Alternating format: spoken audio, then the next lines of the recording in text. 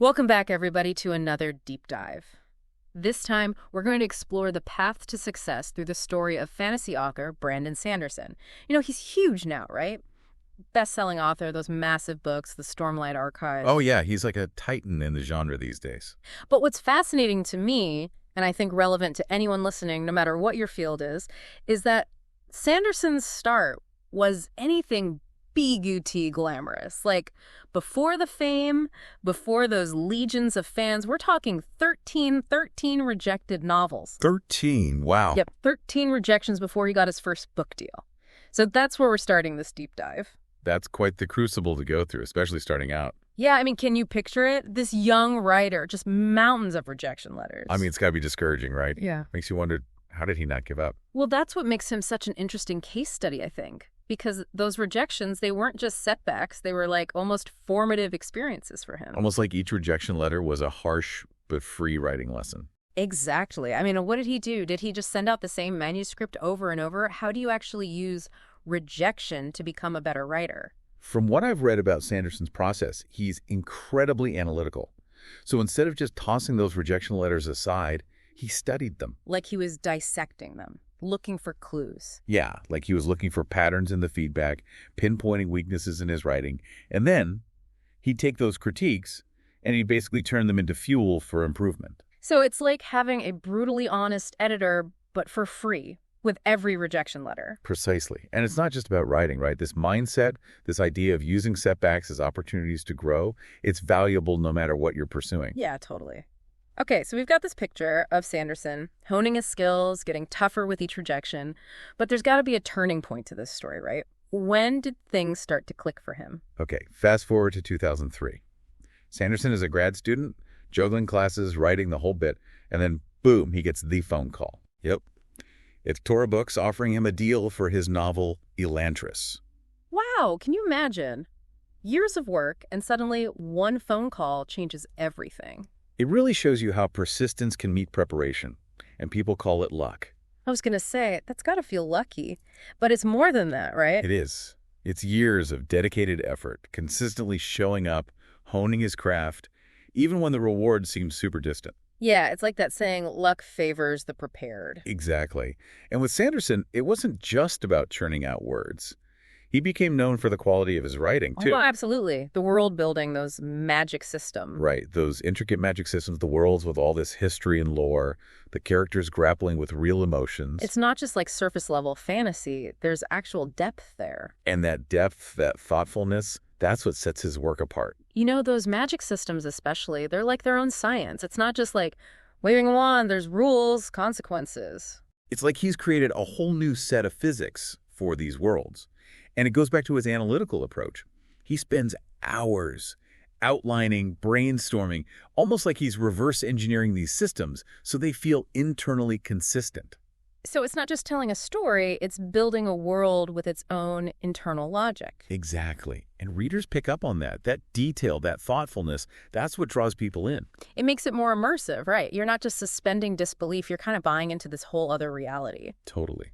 And it's not just the world building, it's the characters too, right? They feel so real. Yes. Even when they're, wielding superpowers or fighting dragons, there's something very relatable about them. Sanderson grounds them in human experiences. They struggle with self-doubt, they make mistakes, they experience loss. Even the heroes, right? They're not perfect. Not at all. And that's what makes them so compelling, so relatable.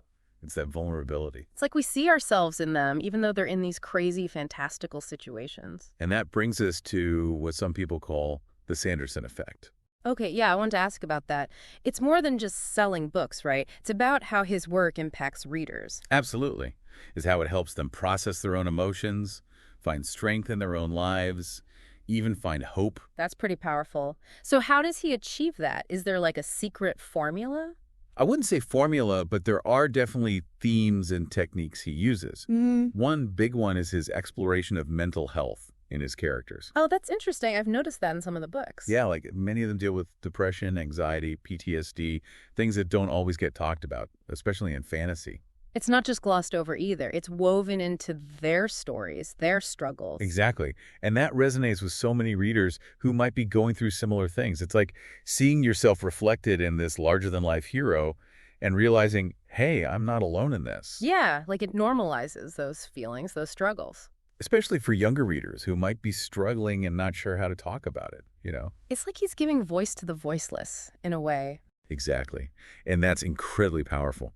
So we've got the rejections, the turning point of the book deal, the world building, the characters, the Sanderson effect. So can you give us some specific examples, like stories or characters that really showcase this impact?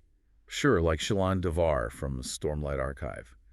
She's this young woman, seems witty and charming on the surface, but underneath, she's dealing with trauma, fragmented memories, all this insecurity. Oh, I remember her. And it's like, even though she's in this fantastical world, her pain felt so real, you know? Right. That's what Sanderson does so well. He takes these big, epic concepts and he grounds them in human experiences. So you're invested not just in the plot, but in the characters' inner journeys. And their journeys become kind of inspiring, right? They show us that even with huge challenges, we can overcome, heal, grow. It's like he's not just writing books, he's almost building a community, a place where people can explore these emotions and feel seen. That's a great point. And Sanderson has actually talked about this. He said he wants his books to be a source of hope, especially for people who are struggling. So it's not just entertainment, it's almost like a service, in a way. Yeah, he's building bridges between people through storytelling, through shared experiences, which is amazing when you think about it. Okay, before we move on, I do want to circle back to those 13 rejections. Right, those early manuscripts. Were they all fantasy? Or was he trying different things? From what I've gathered, they were all over the place. Sci-fi, historical fiction, even a romance novel at one point. Whoa, a romance. So those rejections weren't just shaping his writing, they were helping him figure out what he didn't want to write, too. Exactly.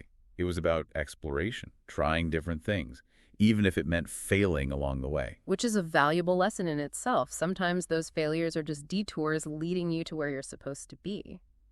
Couldn't agree more. And I think that's a great transition to our next point, which is about those actionable lessons we can learn from all this. Because Sanderson's story isn't just about fantasy, it's about success in any field. Okay, I'm ready for those lessons. What can we learn from his path, no matter what our goals are? Well, I think one of the biggest lessons, but also one we tend to overlook, is how important it is to look at rejection as feedback. Yeah, it's easy to say embrace rejection. Harder to actually do it, right? Oh, for sure, rejection stings, especially when you've put so much of yourself into something. So how do you actually embrace it instead of just, curling up in a ball and giving up? It's a process, and it takes practice. But one key is changing how you view it. Instead of it being personal, like an attack on you. You see it as more objective. Right, like an assessment of your work at this point in time, not you as a human. That makes sense. It's like detaching from the emotional sting so you can actually analyze it. Okay, it didn't work this time, but why? Exactly. And it's important to remember, everyone who's successful, no matter what they do, has faced rejection. Writers, entrepreneurs, athletes, everyone. It's part of the journey. It is. The difference is how you respond to it. So it's not just about talent, it's about resilience. That ability to bounce back and keep going. Yep. What else can we take away from Sanderson? Consistency. Oh, yeah. He's known for his work ethic, right? Like, writes every single day. He does. Puts in the hours, even when he doesn't feel like it, which is huge. I've heard he sets daily word count goals, tracks his progress, the whole thing. It's like he treats writing as a job, not just a hobby. And that kind of discipline, that's key for mastery in anything. Writing, business, sports. So it's not about waiting for inspiration to strike. Nope. It's about showing up, putting in the work, even when it's not fun. Which is hard, let's be real. Oh, totally. And that's where having a strong why comes in. Like, Sanderson's why is storytelling, right? Building these worlds. It is. He's passionate about it. And that passion fuels his consistency, even when it's tough. So you need that deeper purpose, that reason that keeps you going when things get rough. Exactly. It makes it easier to stay focused, disciplined, even with distractions. We often focus on the end result, the success, but it's that daily grind that gets you there. And that's what's so inspiring about Sanderson's story. Success isn't just talent or luck. It's showing up day after day and doing the work. Even when it's hard, when you get rejected, when you doubt yourself. Yep, all of that. Okay, so we've got embracing rejection, consistency, finding your purpose. What other lessons can we pull out? Lay on me. This is a big one. Willingness to learn and grow. Even now, with all his success, Sanderson's still seeking out new techniques, trying new styles. You can see that in his books. He's not afraid to experiment, to break the mold a bit. Right. Always evolving, refining his craft. Never satisfied with good enough, always pushing for better. That's got to be hard when you're already at the top of your game. It is. But that mindset, that's what you need for long-term success. Because the world's always changing, what we need to know to thrive is changing. So you got to keep learning, keep adapting. You do. And it's not just about work, it's about life. New languages, hobbies, staying informed. Just constantly expanding your horizons. Exactly. Success isn't a finish line, it's a journey of growth. And Sanderson embodies that. He's never content to just coast. Always looking to improve, challenge himself. Yep. Which brings me to another point, something we haven't touched on much. Community. Oh, yeah. Sanderson's super active in the writing community, right? Mm-hmm. Mentoring, conventions. He is. And that speaks to how important it is to find your tribe, your support system. Nobody succeeds alone. We need people who inspire us, challenge us, help us up when we fall. And Sanderson gets that. He gives back to the community that helped him. It's like this cycle, right? He was inspired by others, he found success, and now he's inspiring a new generation. Love that. So find your people, your mentors, your collaborators, your cheerleaders. Yep. Surround yourself with people who lift you up, push you to be your best, and celebrate your wins with you. Such good advice. It's like Sanderson's success isn't just about him, it's about the community he's built around him. Exactly. Which leads us to another lesson. Infusing your work with purpose. We talked about the Sanderson effect and how his books go beyond entertainment. All right, they tackle big themes, spark conversations, offer hope. He's using his platform to explore complex issues, normalize mental health, give voice to people who aren't always heard. And that amplifies his success. It's not just about him, it's about the impact he's having. So powerful. So it's not just what we do, it's why we do it. Exactly. Find that deeper meaning, that driving force that fuels your passion. So you're not just working, you're on a mission. That's the idea. And I think that's one of the most powerful lessons from Sanderson. It's not just about achieving success. It's about using that success to make a positive impact, inspire others, leave a legacy. It's like his story reminds us that we all have that potential to create something meaningful, to contribute to something bigger than ourselves. We do, even if it's just impacting one person at a time. I love that. Okay, we've got this treasure trove of wisdom from Sanderson's experience. But how do we make it actionable? How do we take these lessons and actually use them? Well, I think step one is being honest with ourselves. You know? Mm-hmm. Where are we holding ourselves back? Where's that fear, self-doubt, procrastination stopping us from taking action? Like that project we've been putting off, the skill we want to learn, the tough conversation we're avoiding. All of that. It's about looking at those areas where we're playing it safe, where fear is making our choices for us. Oof. Yeah, that's a tough one. But okay, let's say we've identified those areas. Then what? Well, think about those 13 rejections, right? Sanderson didn't let them stop him. He used them to get better. Right, right. So there's something you've been putting off because you're scared of failing. Which, let's be honest, we all do that. We do. Try to look at it differently. Not, what if I fail? But what can I learn from this? Even if it doesn't work out perfectly. Okay, yeah, like a learning experience, not a failure. Exactly. And remember, Sanderson didn't become Sanderson overnight, right? Yeah. He was consistent, showed up every day, built those skills. Like with that writing routine, hitting those word counts. Yep. Building those consistent habits is key. So break it down into smaller steps. Make it manageable. Exactly. What are your goals? Can you break them down like that? Can you create a system, a routine, something that keeps you on track, even when you don't feel like it? I like that. So don't get overwhelmed by the big picture. Just focus on those little steps. Right. And going back to those magic systems Sanderson's known for, that's about finding your unique value. What makes you stand out? Oh, you mean like, what am I good at? What makes me different? Exactly. What are you passionate about? Yeah. What comes naturally to you? How can you use that to create something special, something valuable? So it's about knowing your strengths and then using them strategically. You got it.